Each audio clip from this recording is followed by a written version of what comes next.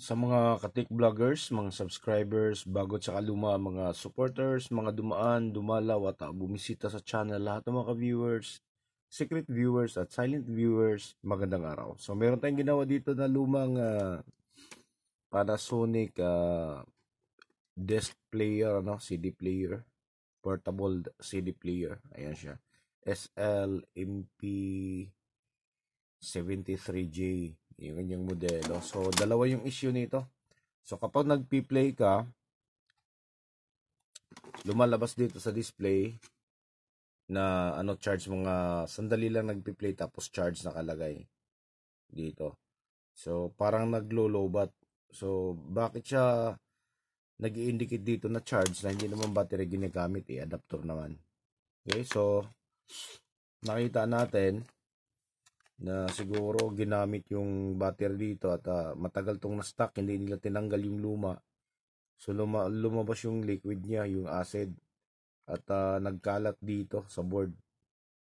Tapos nagkaroon ng corrosion to pati sa ilalim ng board. So nilinis natin yan at saka nilinis. Makita nyo to doon sa sa thumbnail natin. Yun yung nilagay natin. Saka yung talaga yung liquid niya, yung acid niya, kumalat na dito sa board. Buti na lang parang bago pa siya. Hindi gaanong kinain yung dito dahil may varnish naman, nakakot naman ng varnish yung yung board. Kaya nadala pa natin sa linis. Dito lang ito kinuskus natin ng maigi dahil ito talaga yung kinalawang. Okay? Ito, pangalawang issue, yung CD, yung desk. Ayan siya, parang may pabilog na gasgas. Ewan ko kung nakikita. May pabilog na gasgas dahil kapag kinabit to dito, sumasayad dyan. Dahil yung kanyang spindle hub na kung saan nakakabit dito sa kanyang spindle motor ay masyado nang mababa. Mababa na masyado. Kaya pagka gumagana siya, ayan, kapag may mga konting alikabok dito, kaya buhangin, sumasayad siya dito. Masyadong mababa na kasi. Isa pa sa dahilan dyan kung bakit sumasayad dahil may papel to dati dito nakaganyan. So sa katagalan, natanggal na yung papel, nawala na dito. Parang may sapin to dito, paikot. Okay? So, yun yung mga dahilan. Kaya, tinanggal natin yung kanyang spindle hub. Ayan. Tapos, balik natin siya. Okay? So, saka na natin siya dikitan kapag tumama na siya. Ayan. Medyo lumubog pa siya konti. So, balik natin. Okay? So, dandahan lang kasi mahirap mabasag to. Kapag nabasag kasi to, wala nating makukuha. Ayan. So, sobrang sobrang luwag na. Kaya pagkadiin ng desk, pagkakabit, sandali lang, wala na. Maano na siya. Ayan. So, ganyan na muna yung gagawin natin. Ayan. So, tama na muna yan. Tapos, subok natin, Try natin kung magpi-play pa siya.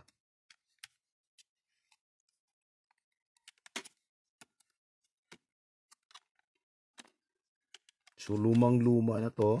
So, paalala lang sa mga gumagamit ng mga ganitong unit. So, lahat ng unit na battery operated, kailangan monitor natin yung battery. Huwag nating pabayaang maiwan sa mga battery compartment ng matagal dahil maglilik yung acid niya, sisirain yung mga unit natin.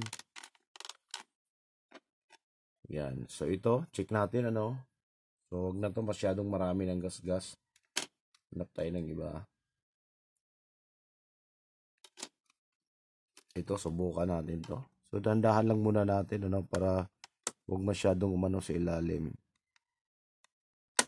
Yan. Tapos saksak natin yung ano ba yung saksakan nito? Ito. Ayan.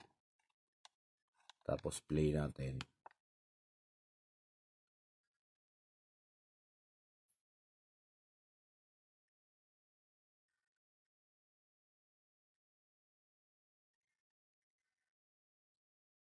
Try natin kung babasahin.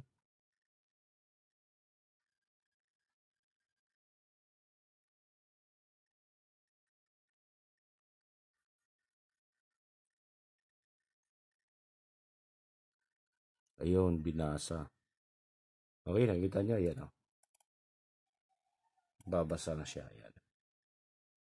So, okay na. Yun na lang yung ano natin. Didikitan na lang natin yung kanyang hub. Pa-final natin. So, tama na yung kanyang distansya. Okay, so hanggang dito na lang ano. So, sana'y makakatulong to sa mga GNC na hindi pa nakaabot ng mga ganitong unit. Kung may magpapagawa sa kanila, sa inyong mga titingnan nila pagka luma na yung mga yung mga item. Kung wala bang korosyon sa board, yung kanyang spindle hub na nakakabit sa spindle motor kung nasa maayos pa, hindi pa sumasayad. Ayan na lang. So hanggang dito na lang siguro ano. So maraming salamat. God bless at bye-bye.